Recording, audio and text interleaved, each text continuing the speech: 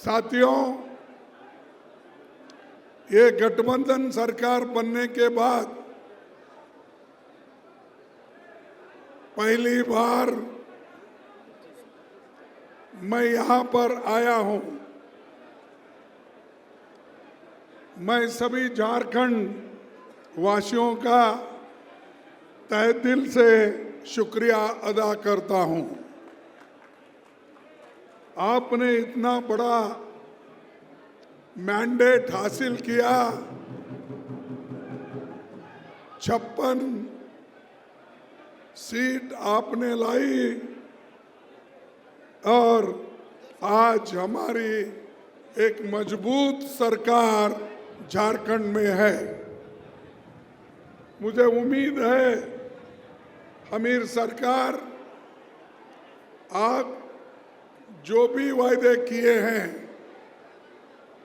वो वायदे आप सब मोल के उसको निभा रहे हैं और कोई शिकायत नहीं। ऐसा काम हमारी पार्टी के लोग, हमारे मंत्रीगण, हमारे विधायक और गठबंधन की सरकार ये सभी मिलकर कर रहे हैं। इसीलिए मैं आप सभी को धन्यवाद देता हूं कि इतना अच्छा काम करने के लिए। भाइयों, देश में आपके सामने बहुत बड़ा संकट आया है। बैठना है तो बैठना है तो बैठो, वही डोंट शाउट।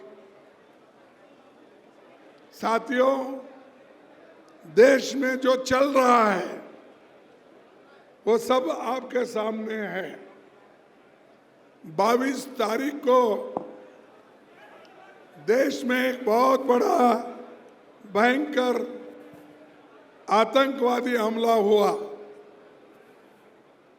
26 बेगुनाह लोग मारे गए और सरकार ने ये माना कि इंटेलिजेंस फेल्यूर है, इसको हम सुधारेंगे। जब ये मालूम है आपको तो आप अच्छी व्यवस्था क्यों नहीं करें? ये हमारा पहला सवाल है। और मुझे ये भी इंफॉर्मेशन मिला और कहीं पेपर में भी आए हैं, लिखे हैं कि 3 दिन पहले ही, हमले के 3 दिन पहले ही वहाँ इंटेलिजेंस रिपोर्ट मोदी जी को भेजा था और उसी लिए मोदी जी ने कश्मीर जाने का प्रोग्राम कैंसल किया था। ये मैं एक पेपर में पढ़ा। जब इंटेलिजेंस लोग आपकी रक्षा के लिए ये कहते हैं आप जाना मुनासिब नहीं है, तो आप वही बात अपने इंटेलिजेंस लोगों को, सिक्योरिटी को, वहाँ के पुलिस को, वहाँ के बॉर्डर फोर्स को आपने क्यों नहीं इत्तला दिया और क्यों ये सुरक्षित लोगों का सुरक्षितपन क्यों नहीं किया? ये पूछता हूं मैं। जब आपको इंफॉर्मेशन आता है आप प्रोग्राम कैंसल करते हो, लेकिन आप जो टूरिस्ट लोग वहां पर गए थे उनकी रक्षा के लिए भी आप अच्छे ज्यादा संख्या में पुलिस भेज सकते थे, ज्यादा संख्या में बॉर्डर फोर्स बोल सकते थे, लेकिन आपने 1 मिनट भाई, लेकिन आपने वो काम नहीं किया। और ऑल पार्टी मीटिंग में भी आपने ये मान लिया कि इंटेलिजेंस की चूक हो गई है। जब चूक को आप मान रहे हैं तो भाई साहब मैं पूछता हूं, इतने लोग हमारे मर गए, उसकी जिम्मेदारी भी आप लेना चाहिए। हम तो इस पाकिस्तान के साथ टेररिज्म के खिलाफ लड़ने के लिए जो सरकार कोशिश करेगी उसका पूरा पूरा साथ हम देंगे, क्योंकि हम इस देश के मूल निवासी हैं। जितने भी आदिवासी भाई हैं, अरे वो तो इस देश के मूल निवासी हैं। देश को बचाना, देश की सुरक्षा करना, ये आदिवासियों का पहला फर्ज है। लेकिन आप लोग इधर ध्यान नहीं दे रहे कि जो लोग मरते हैं देश के लिए, उनको तो उनके तरफ आपका ध्यान नहीं है। और बार बार कांग्रेस पार्टी को आप लोग गालियां देते रहते हैं। और उसके अलावा आप ये भी कहते हैं आतंकवाद के खिलाफ इस लड़ाई में हमने कहा कि आतंकवाद के खिलाफ इस लड़ाई में हम पूरा साथ देंगे, ये पहले से हम कहते आए। पाकिस्तान के खिलाफ अगर सरकार लोगों को राय लेके किसी भी कार्यक्रम को अगर आगे बढ़ाती है, कांग्रेस पार्टी उसका पूरा पूरा साथ देती है, क्योंकि ये देश का मामला है। ये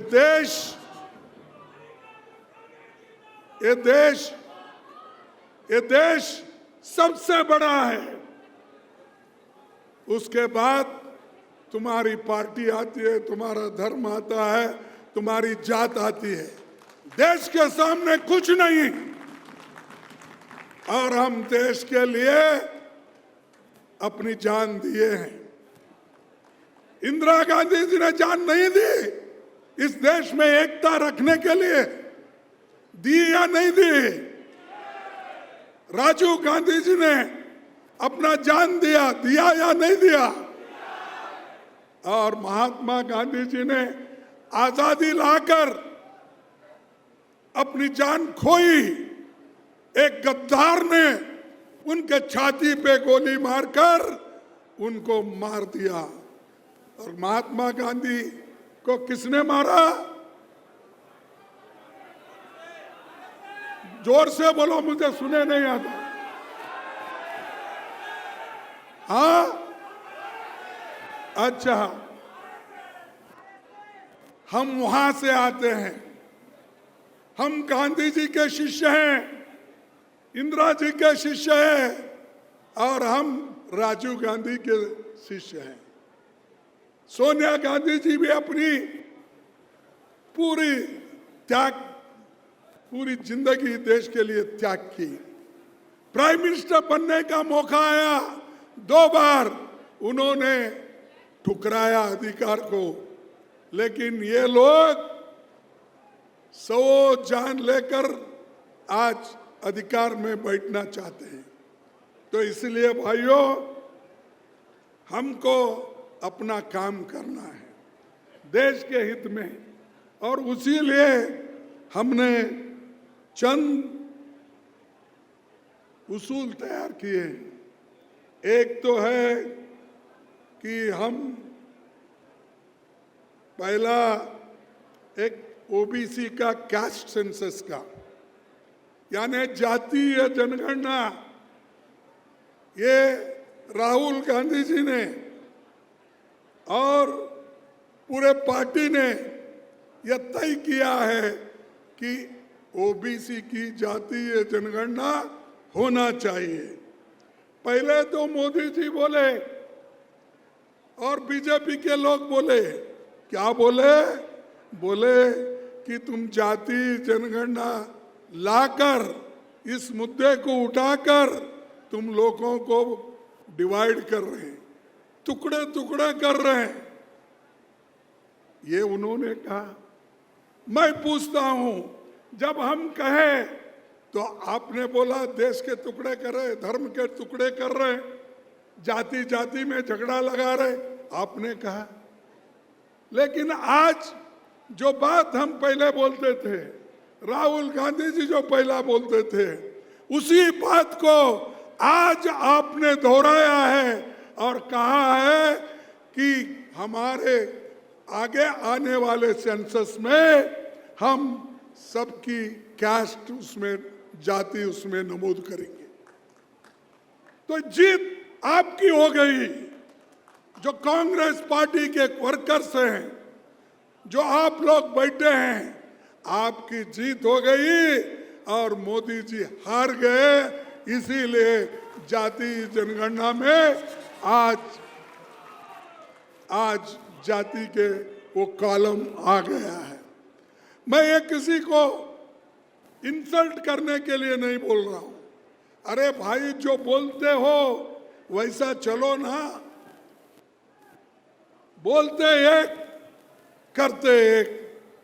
और आपके लोग तो ये बोलते थे पहले, कौन, कि वो शाहन ने एक बार बोला, अमित शाह जी ने क्या बोला, भाई 2 करोड़ नौकरी देना एक जुमला है। बोले 15-15 लाख रुपए बाहर का काला धन लाके तुम्हारे जेब में डालना, ये भी जुमला है। बोले अरे जुमले वालों, आप सुनो, जिस काम के लिए हम लड़ते हैं, दिल से लड़ते हैं, लोगों के लिए लड़ते हैं, गरीबों के लिए लड़ते हैं, और वो जुमले बोलते फिरते हैं। इसीलिए आप लोगों को बहुत एक होकर लड़ना है और इसलिए पार्टी को मजबूत करना है। पार्टी नहीं है तो कोई मंत्री नहीं बनेगा, पार्टी नहीं है कोई मुख्यमंत्री नहीं बनेगा, पार्टी अगर नहीं है तो केंद्र में हमारी सरकार भी नहीं आएगी। पहले लड़ो और तुम हासिल करो।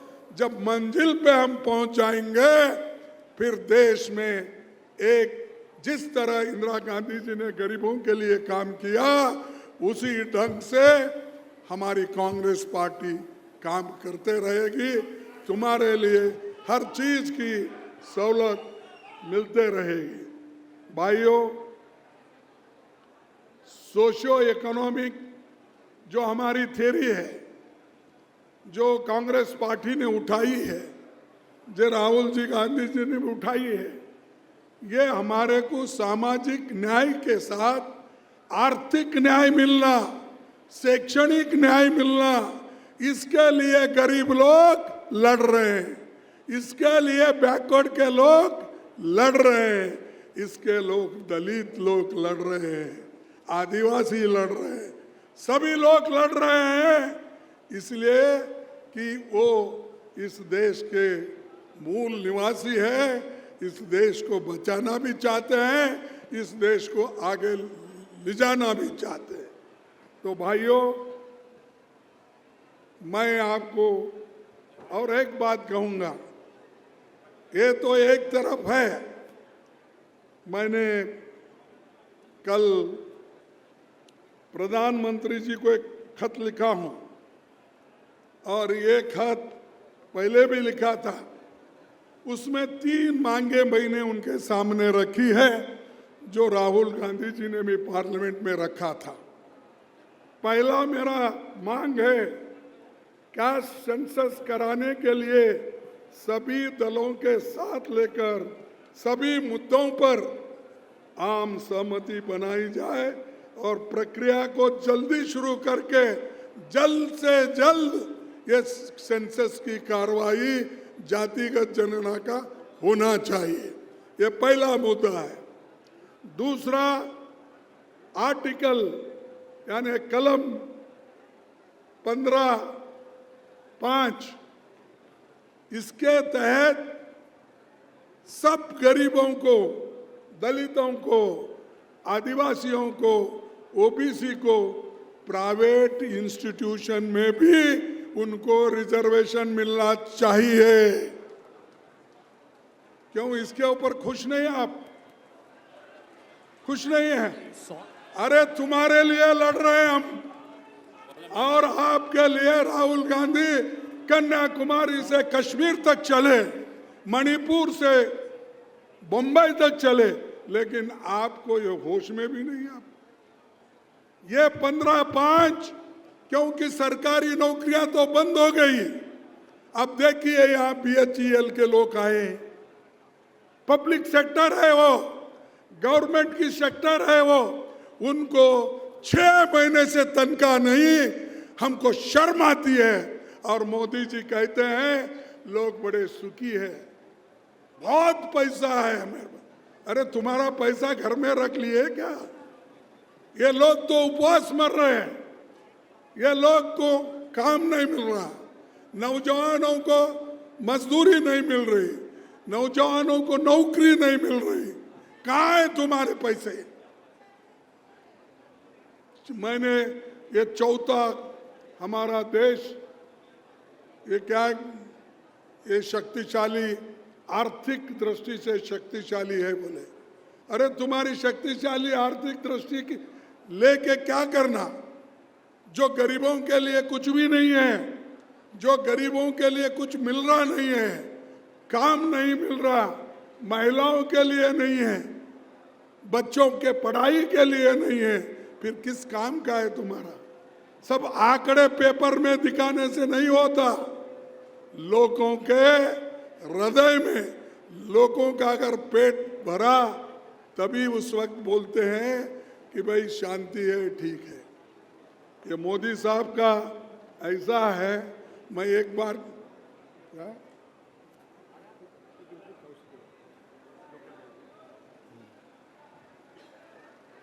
और मैं वही कहा, यहाँ पब्लिक सेक्टर बंद करके फिर किसी के हाथ में देके इस हमारे रांची के लोगों को यहाँ से निकालने की कोशिश कर रहे हैं। यहाँ HEC है और बड़े दूसरे कारखाने से, और 2-2 साल से अगर इनको तनख्वाह नहीं मिली तो कैसा उनके बच्चे को वो पढ़ाएंगे, कैसे वो खाना खाएंगे? वो मजदूरी कर रहे हैं रास्ते पे। तो ये मोदी जी की पॉलिसी है कि पब्लिक सेक्टर बंद करो और शेड्यूल कास्ट, शेड्यूल ट्राइब्स और बैकवर्ड क्लास की नौकरी छीन लो। ये काम कर रहे हैं। 30 लाख वैकेंसीज है सरकार में, क्यों नहीं भर रहे? इसीलिए नहीं भर रहे। अगर वो वैकेंसीज भरे तो गरीब के बच्चे, गरीब के लोग वहां पर नौकरी करेंगे और उनका पेट भरेगा। इसीलिए वो भूखे मारना चाहते हैं, लोगों को तबाह और तंग करना चाहते हैं।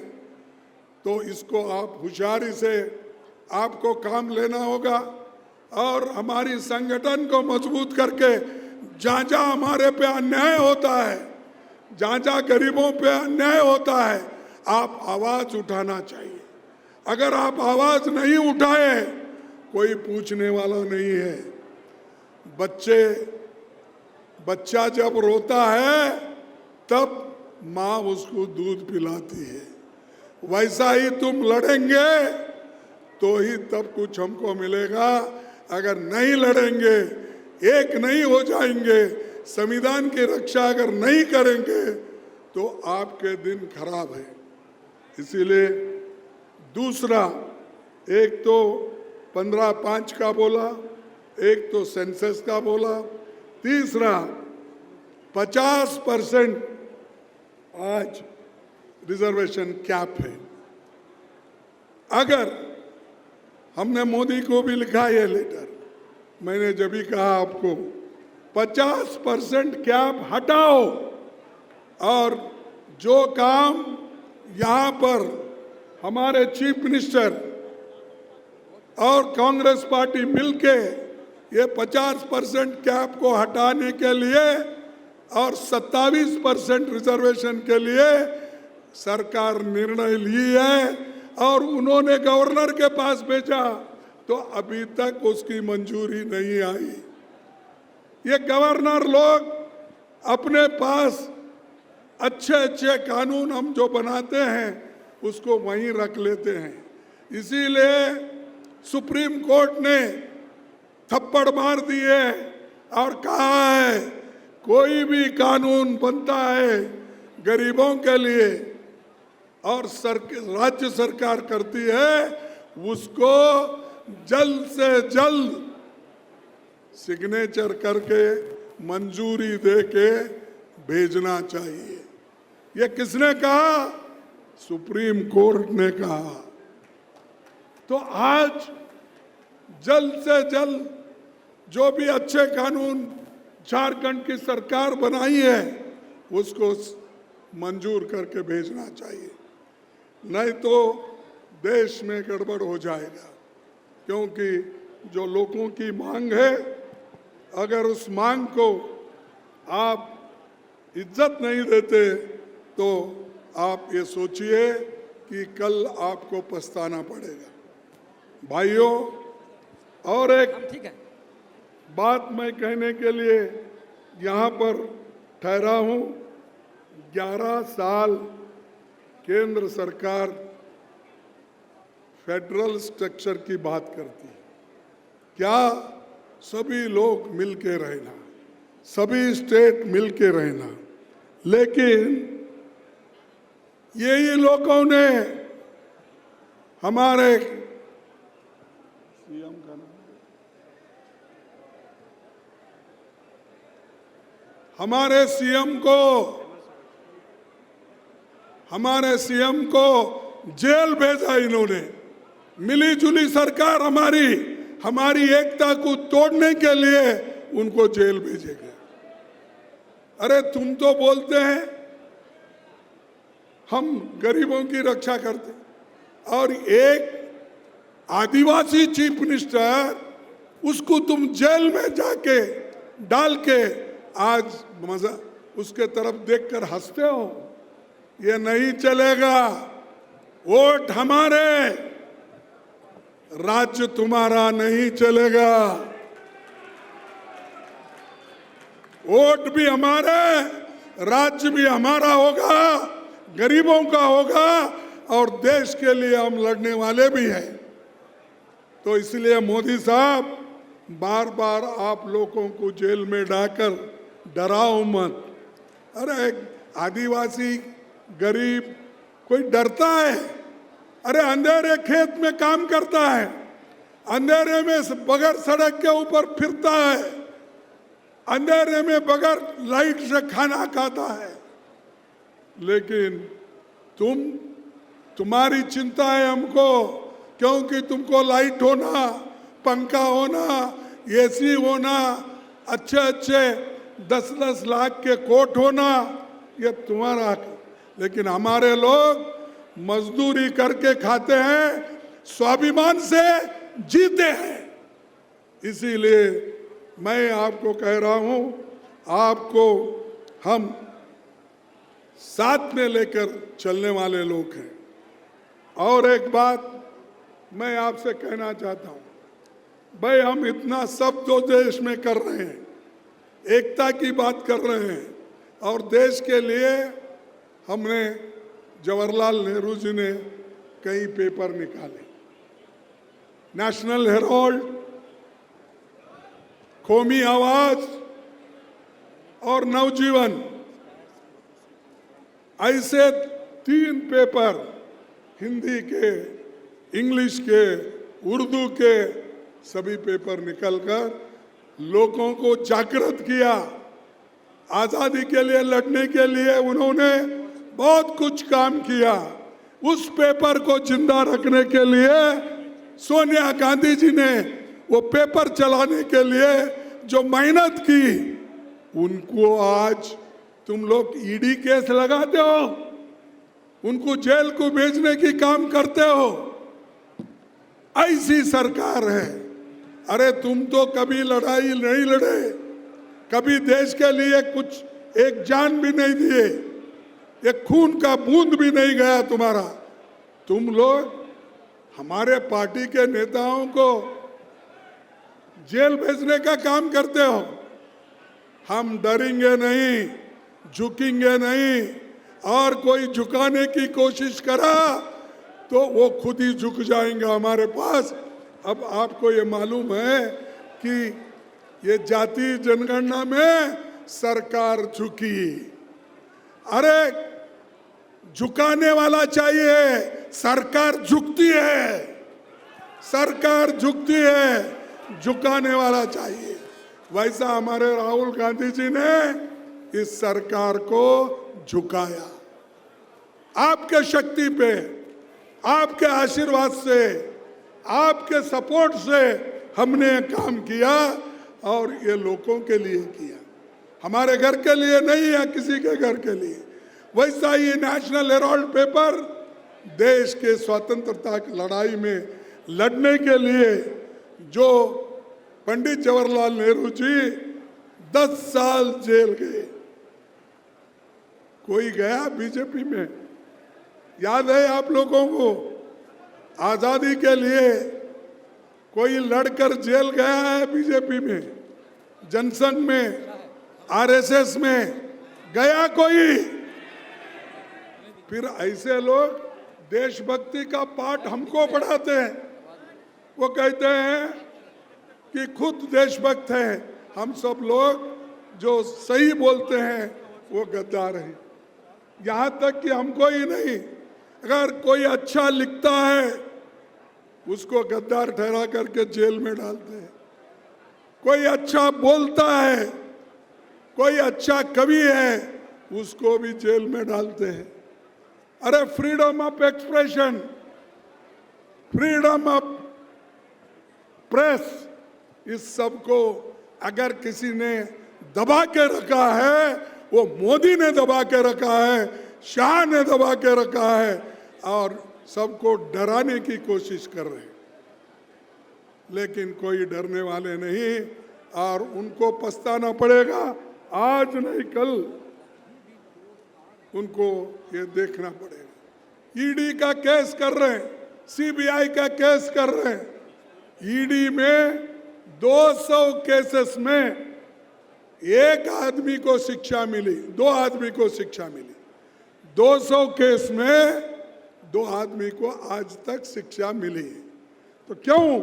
क्योंकि सबको सताने के लिए केस डालना, डराने के लिए डालना, और लोग डर के मारे उनको शरण जाना। तो इसीलिए मैं कहूँगा कि हमारी पार्टी तुम्हारे वजह से, तुम्हारे साथ खड़े होकर ये अच्छा काम करते चलेगी, और हम मजबूती के साथ लड़ते रहेंगे। भाइयों, मैं ये कहूँगा और एक बात आपको कि ये पार्टी का कार्यक्रम है, इसको अभी हमारे सेक्रेटरी ने आपको सबको सर्कुलर भेजा होगा। यहाँ के पीसीसी प्रेसिडेंट है, सीएलपी लीडर है, और बहुत से लीडर है। अभी हमारा 40 दिन का कार्यक्रम है। ये संविधान बचाओ ये रैली है, 40 दिन का भी है, हर जगह चलते रहेगा। इसको आप जिले जिले में आपको करना होगा, ब्लॉक लेवल पे करना होगा, बूथ लेवल पे मजबूती बनाना होगा। बूथ लेवल से लेकर तुम पीसीसी तक काम करते रहेंगे, यही हमको शक्ति मिलेगा, और इसी के वजह से हमारी पार्टी मजबूत बन के लड़ने के लिए आगे कदम बढ़ेगी।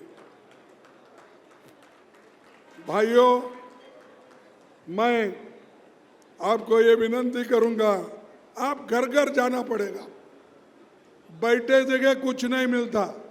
मैं एक छोटी सी एक मिसाल देता हूं। 2 लोग थे, बड़े दोस्त थे।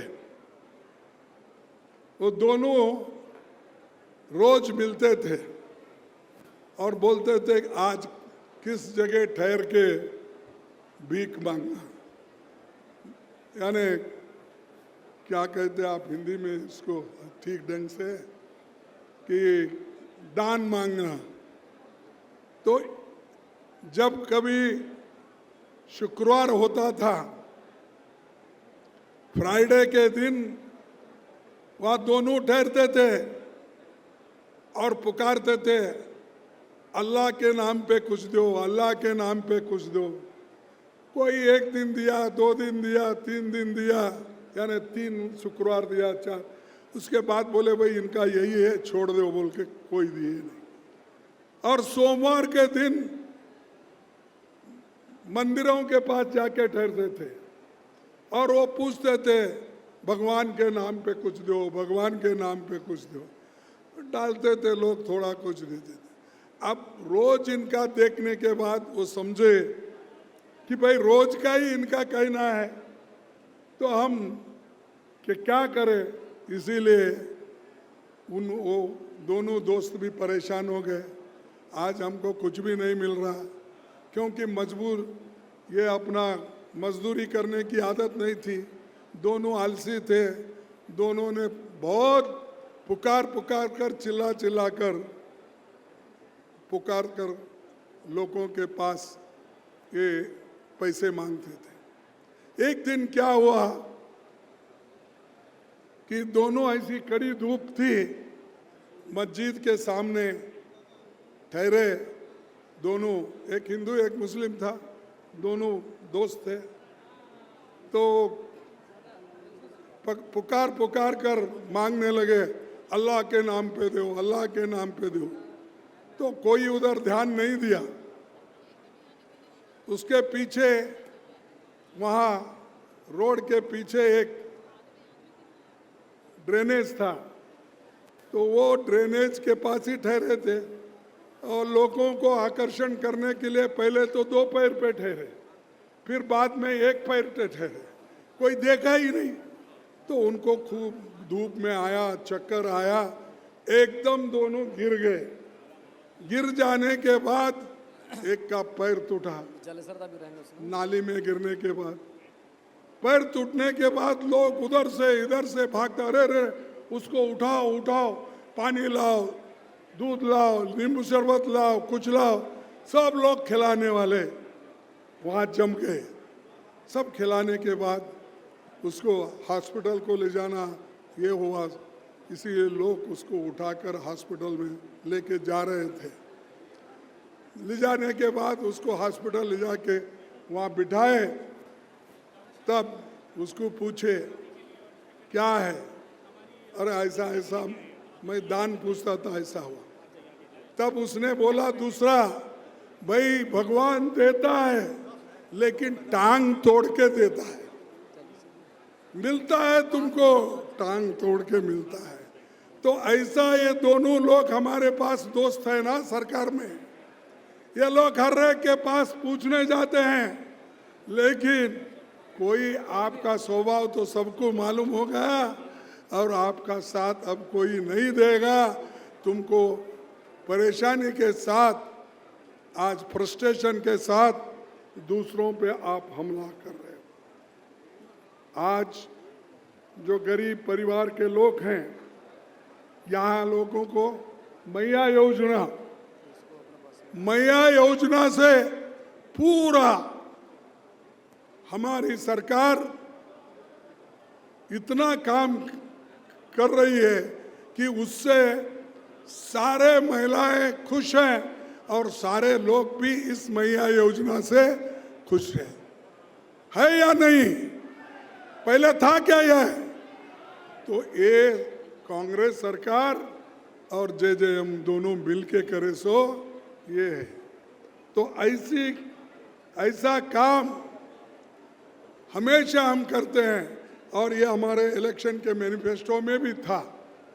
तो भाइयों, मेरा कहने का यही है मकसद कि आप अच्छे योजना उसी वक्त ला सकते हो जिस वक्त आप एक होकर लड़ के बाहर आएंगे, मजबूती के साथ हमारे लोग चुन के आएंगे, तो ये पूरा उस वक्त आपको मिलेगा।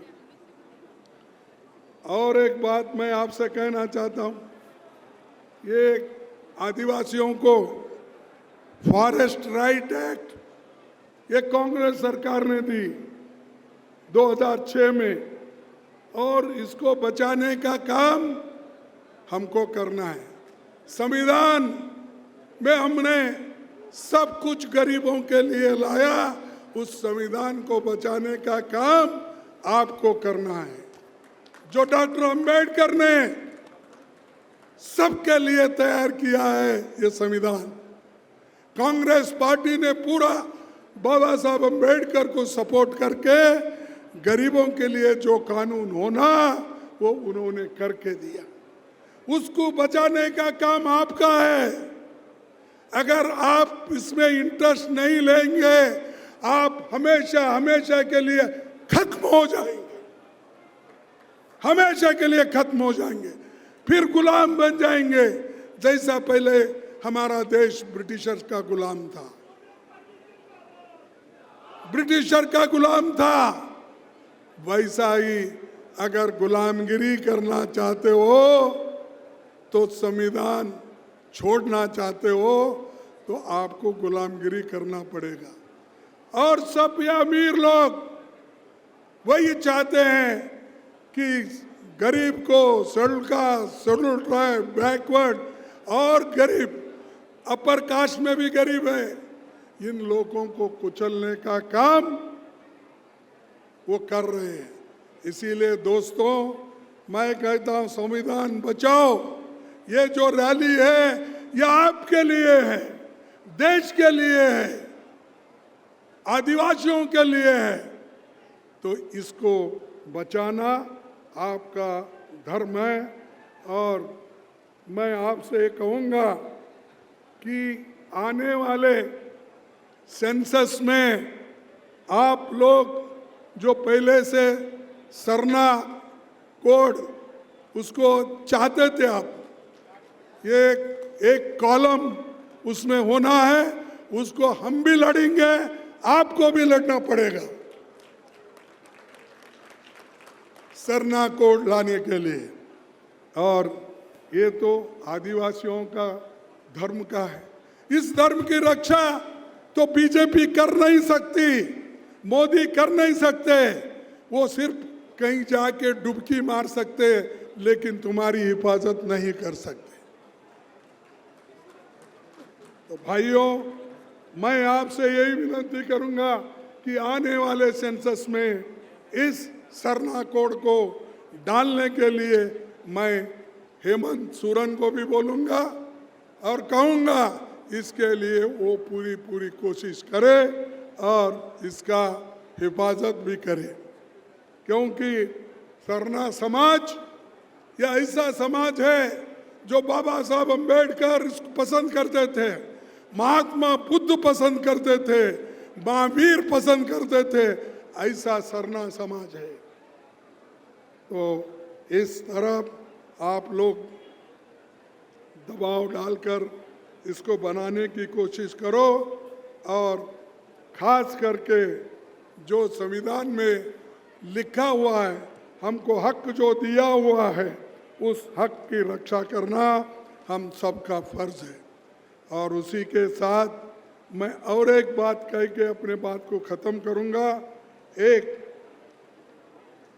हमको आपस में लड़ना नहीं, गरीब अगर आपस में लड़ा, मजदूर लड़ा, महिलाएं लड़ी, तो बहुत मुश्किल हो जाए, क्योंकि गरीब मजबूती के साथ बोलना पड़ेगा, मजदूर जिंदाबाद। जिंदाबाद के नारे सिर्फ लगाने से नहीं होता, मजबूती के साथ ये करके बनाना होगा। और मैं और एक बात कह के अपनी बात को विराम देता हूँ। एक ये है कि जो संविधान में लिखा है, सबसे महत्वपूर्ण महिलाओं के लिए, महिलाओं को वोटिंग का अधिकार पहले भी नहीं था, शेड्यूल कास्ट को भी नहीं था, आदिवासी को नहीं था, गरीबों को नहीं था। वोटिंग का अधिकार था 1947 से पहले नहीं था। लेकिन आज बाबा साहब अम्बेडकर का संविधान, नेहरू जी का पूरा लोकतंत्र का ढांचा आज सबको वोट का अधिकार दिया है। और राजीव गांधी के ये रिजर्वेशन के वजह से सब महिलाएं आज अध्यक्ष बन रही है, मेयर बन रही है, जिला प्रेसिडेंट बन रही है। और सोनिया गांधी जी भी ये पूरी कोशिश की महिलाओं के लिए 1/3 रिजर्वेशन।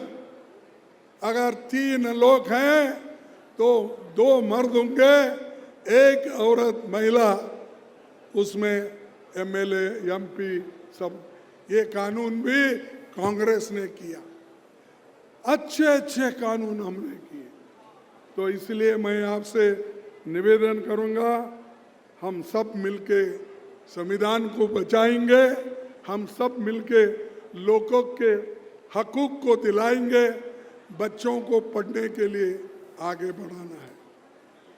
एक नारा है, हमारे पास, गरीबों के पास कोई संपत्ति नहीं है, पैसा नहीं है। एक ही नारा है बाबा साहब अम्बेडकर ने जो कहा, लिखो, पढ़ो और संगठन करो और अन्याय के खिलाफ लड़ते रहो, संघर्ष करो।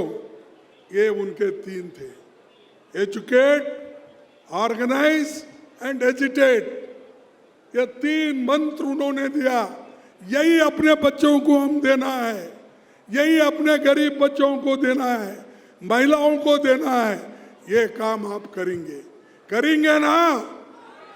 अपने बच्चों को पढ़ाएंगे? क्यों? बहुत से लोग नाराज दिखते बच्चों को पढ़ाने में। बच्चों को पढ़ाएंगे, बच्चों को पढ़ाएंगे आप। देखो, आप अगर पढ़ाएंगे तो एक आखिरी बात कहता हूं, बाबा साहब ने बात कही थी। क्या कही थी? इतना पढ़ो, इतना पढ़ो, दुनिया तुमसे डरे। यानी पढ़ाई में इतनी शक्ति होती है, दुनिया खुद तुम्हारी इज्जत करती है।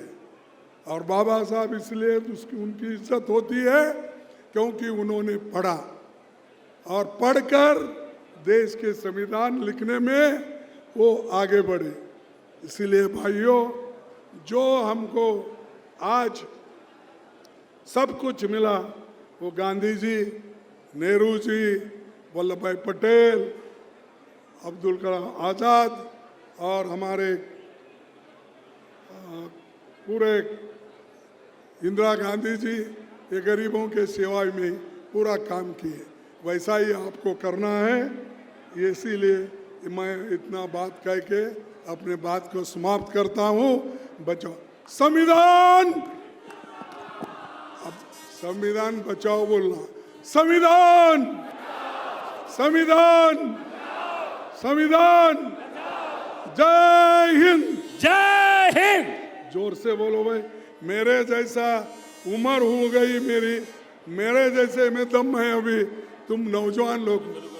जय हिंद, जय हिंद, जय हिंद, जय हिंद, जय कांग्रेस, जय कांग्रेस, जय कांग्रेस, जय कांग्रेस, जय कांग्रेस, जय कांग्रेस, जय बापू, जय बापू, जय बापू, जय बापू, जय बापू, जय बापू, जय भीम, जय भीम, जय भीम, जय भीम, जय भीम, जय भीम। आप सबको धन्यवाद, नमस्कार।